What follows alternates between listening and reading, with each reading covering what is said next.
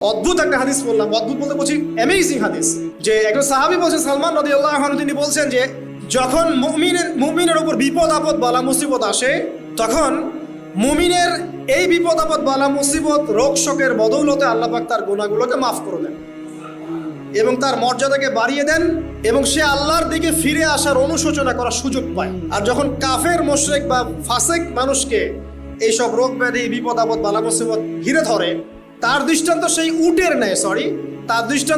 উটের ন্যায় যে উটটাকে তার মালিক বেঁধে রেখেছে, এরপর ছেড়ে দিয়েছে। সে উটটা বুঝতেও পারলো না কেন তার মালিক তাকে বেঁধে রাখলো আর কেনই বা তাকে ছেড়ে দিল। কথাটা কি বুঝতে পারছেন? যারা আল্লাহ দ্রোহী, তাদের উপর যখন বিপদ আপদ বালা মুসিবত আসতে থাকে, তারা বুঝে না যে কি জন্য আসলো আর কেন চলে গেল। কিন্তু মুমিন ব্যক্তি যারা মুসলিম, আল্লাহর অনুগত, তাদের বিষয়টা হচ্ছে এমন, বিপদ আপদ বালা মুসিবত রোগ ব্যাধি তাদেরকে আল্লাহর দিকে ফিরিয়ে নিয়ে আসবে। এই যে পৃথিবীতে নামিয়ে দেয়া, এরপর আল্লাহর পক্ষ থেকে